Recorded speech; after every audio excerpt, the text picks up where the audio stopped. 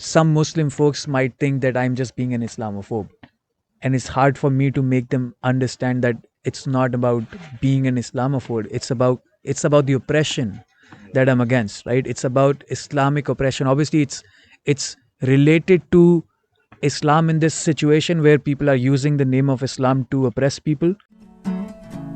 सवाल जो मैं पूछूं तभी तो मैं इंसान हूं.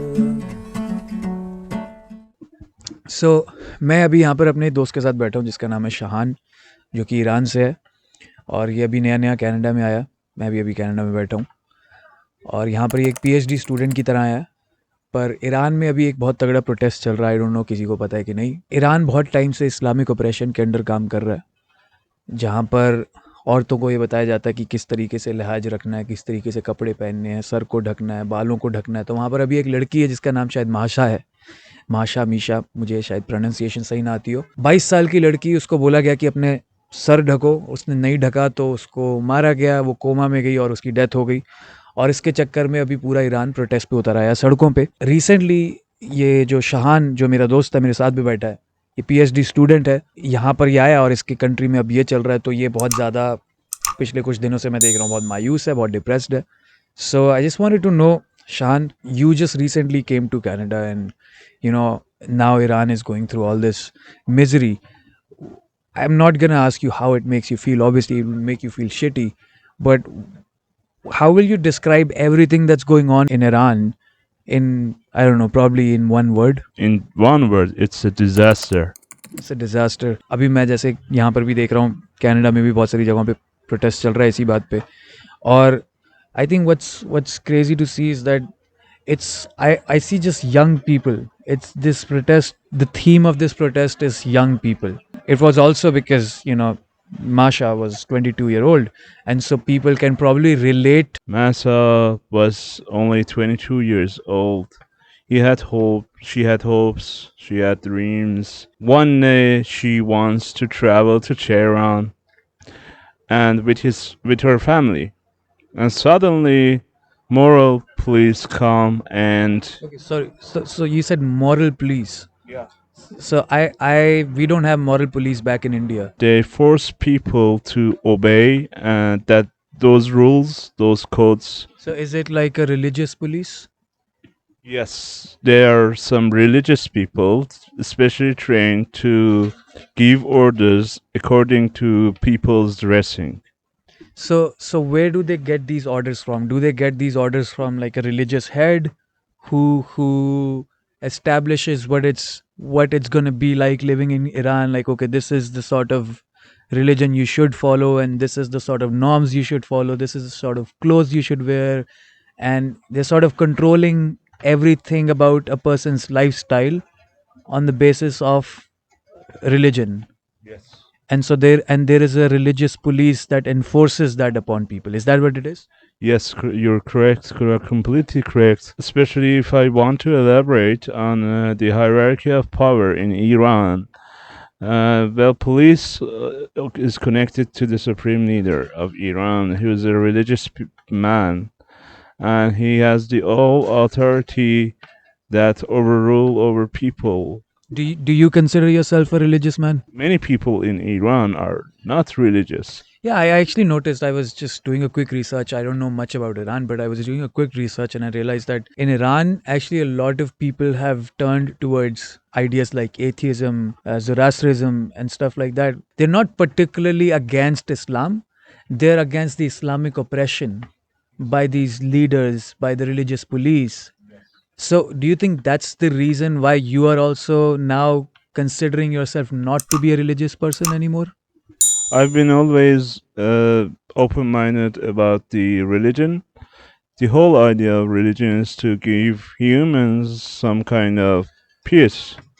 But nowadays, as you mentioned, they are oppressing our personal aspects of our lives. Which is the irony कि जैसे शाह ने अभी बताया कि रिलीजन का जो काम है वो होना चाहिए पीस देना लोगों को, और रिलीजन के नाम पे ही अगर लोगों से उनका पीस छीन लिया जाए तो that's the irony, right? It was supposed to make your life easier, it was supposed to give you more freedom, it was supposed to make you feel more peaceful, and quite the opposite is happening. And it's not just the case in Iran. We've noticed all around the world there's been, Christian crusades on the name of religion. There has been control freaks in power who will then justify their control on the basis of religion, and the results are so disastrous. As you mentioned, what's going on in Iran right now is a disaster. You are a newcomer in Canada, I can understand. You have not even been here more than, I don't know, 2 or 3 weeks, and you can't even connect with your family back home because of the protests. There's been internet cutoffs. There's not that connectivity, and I can understand. I mean, coming from Iran or coming from India, and we come from these very collectivist sort of cultures where we're so connected with our families. So being in North America and feeling so disconnected with your country, and at the same time now you have these protests, that must hit you heavy. I can totally understand that. What sort of message do you have for these leaders who are in these powerful positions, who assume this authority and then justify all their actions on religion? What message would you have for someone like that if you were to come face to face with them? Religious people always tend to choose, and that's always end in bloodbath. And people are, well, got killed many times at many points all around the world. The only thing that they can do, they can just give up their religious ideology, their mind to progress, instead of being this restricted and being this putting some constraints on people. There's an alternative option that they can always give up the power, have this privilege. That's why they won't give their powers. Yeah, and that makes sense. I mean, power is addictive. Once you have that power, it's more than hard to lose it. Another thing that has been a theme through these past many decades is the theme of Islam being infamous as this religion that almost you know gets people towards oppression. There's oppression against women. There's that idea that there's like hierarchies, and the hierarchy between man and a woman is very rigidly established. Would that still include women's rights and a democracy? बिल्कुल अगर इस्लाम शरीयत में पुराना की भी अर्सा So would you believe in the democratic vote though? So would people be allowed to vote in women politicians?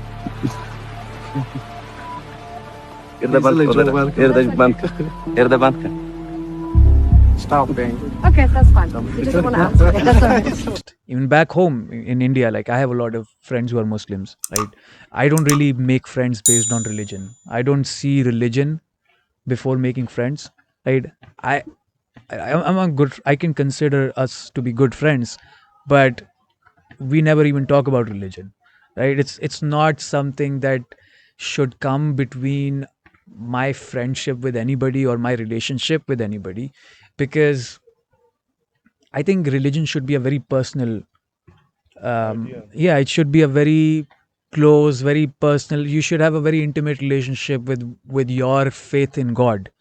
And when you establish authority based on religion, all of a sudden it's not just an idea that you get to keep with yourself. Now there's other people who want to impose religion upon you. There can be a Muslim who might go, you know what, I don't want to, I don't know, let's say pray 5 times a day.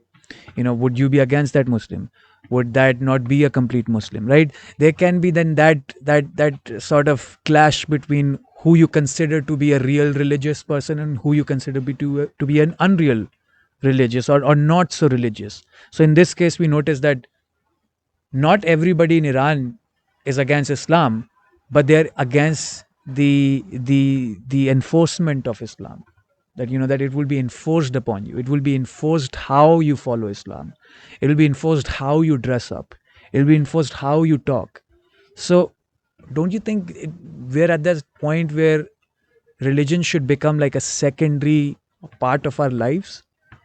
Or if it has to be primary, it should just be limited to the individual. Well, of course, you're right, and I totally agree with you. Religion always comes to individuals, and there shouldn't be any society level obligations on people. In my head, before making Irani friends, I used to think of Iran as a Muslim country. Right? It's in the Middle East. There's not a lot we hear about Iran on the media. Right? There's been embargoes on Iran. So because of that, we don't really know much about Iran. But from all the friends that I've made from Iran, I've noticed that I find Irani people to be particularly progressive.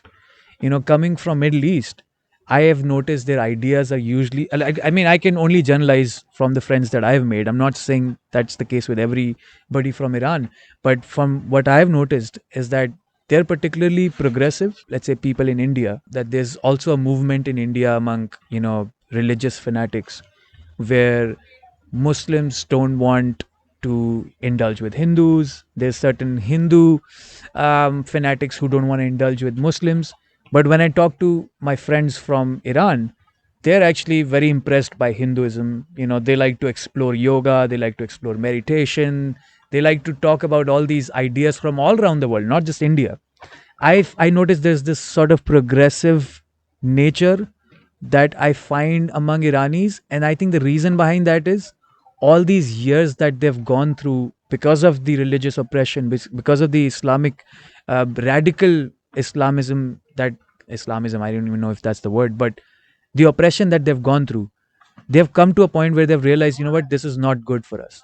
What we need is to be more progressive. What we need is to be ourselves, is to let go of all these foundations and limitations. That it's coming out beautifully when I see young people doing that, but at the same time it's very ugly and it's harsh to see that this is a nation of such progressives that are being now let down by their authority, by the government, and by the religious leaders. In my country, and I travel to many cities in my country, and I know that I'm sure about this, that these people are also has the idea like mine, and they can connect with other parts of worlds, other religions, other colors, and others, even sexual orientations, and we don't even consider themselves as a restriction or any constraint for ourselves, and we can always connect to those people.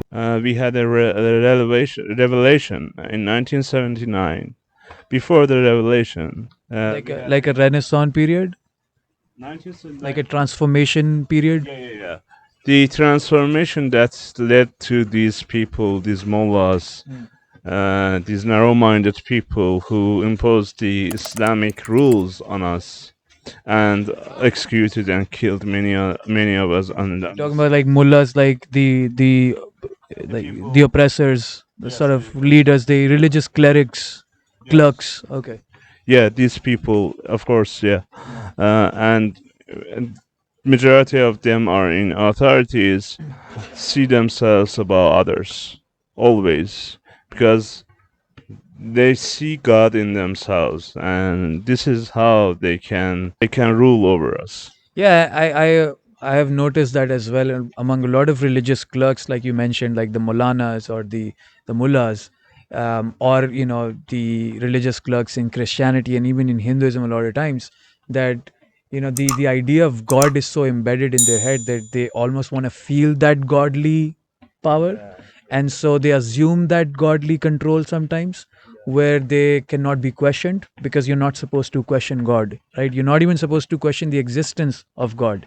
Like, personally, I am agnostic, so I believe there might be a God, there might not be a God. So I'm always in that state of questioning that, and I think that always keeps me grounded, where I'm not against the idea of God, but I'm not totally with the idea of God. So I am fairly progressive in my ideas, but I also understand people who are not able to progress from certain ideas. But when there's this clash between, no, you cannot question God, and since I am the representative of God, since I'm the clerk of God, then you cannot question me either. Well, like Hinduism is not a religion, it's more of a culture, but Islam is the major religion in India as well. after Hinduism. And since I don't really consider Hinduism as a religion, I see Islam as a major religion in India. So I'm not talking about the people who follow Islam, who are in, like, who are the top 1%ers, who are living in big cities and who are fairly progressive. I've lived in small cities and I've noticed that, there's not a lot of progression in the ideas, and it's not because of the Muslims. It's again because of the Islamic clerks. It's because of the mullahs that, like you mentioned, right? I think in the near future there has to be that point where people have to break free out of that rigid control. I'm not sure if this is the point, but there has to be a point in the future. How do you see the future of Iran, and the control of the religious clerks and mullahs and moulanas in that country? I believe any restriction over the society will not be endured. The government have never had this experience before, and people in Iran now are unified against the whole idea of being suppressed. And as you mentioned, this suppression comes originally from the idea that there's a God in themselves. They see the God in themselves, and they see this authority over other people. Yeah, that makes sense. And I think now more than ever, like you said, that this is the time where everybody should speak up. Um, there's this trouble that I face in India is that as a Hindu, if I speak against Islamic oppression, some Muslim folks might think that I'm just being an Islamophobe.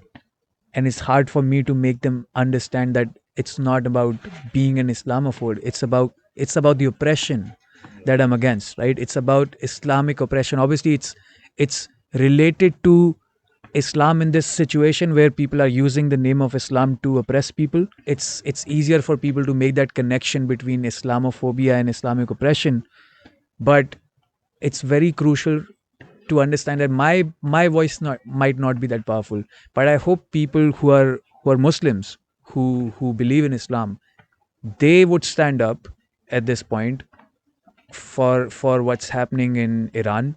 They would stand up against Islamic oppression because their voice is stronger than someone who's a Christian or a Hindu or a Buddhist or falana dimkana religion. This is a very heavy topic for you right now. Hopefully it gets better soon. I don't really have a lot of knowledge about Iran. I don't have a lot of knowledge about what's going on in Iran, but I know that I like humanity. I like freedom. I like peace. So I think if you are that kind of a person, you should speak against this oppression that Iran is going through. And it's not just today, it's been going through this oppression forever. But for now, even though, it might not be appropriate, brofist. And yeah, so ये था शान, Iran से आया अभी नया नया, और Iran में अभी बहुत सारे पंगे चल रहे हैं, तो ये रोज़ बेचारा काफ़ी टेंस मुझे दिख रहा था. तो I was like, what, let's have a chat with him, and why not share it on this YouTube channel. मैं बस यही बोलूँगा जाने से पहले, just keep questioning. Don't let anybody give you the answers. Whether it's your religious folks, whether it's your authority of any sort, whether you're in school, it's your teacher, who knows. Don't accept oppression from anybody. Don't accept answers to be the final answers from anybody. Keep questioning. You have the right, you have the freedom. We're born free. We're just burdened under these shackles by authority, this authority that we have given them. If we stand together, this authority just vanishes. It won't just vanish, but it would simmer down. All right, अब मैं यहाँ से निकलता हूँ, and hopefully next time when I talk to Shahan, things will be better. Bye bye. सवाल जो मैं पूछूं तभी तो मैं इंसान हूँ, दुनिया को मैं जवाब दूं.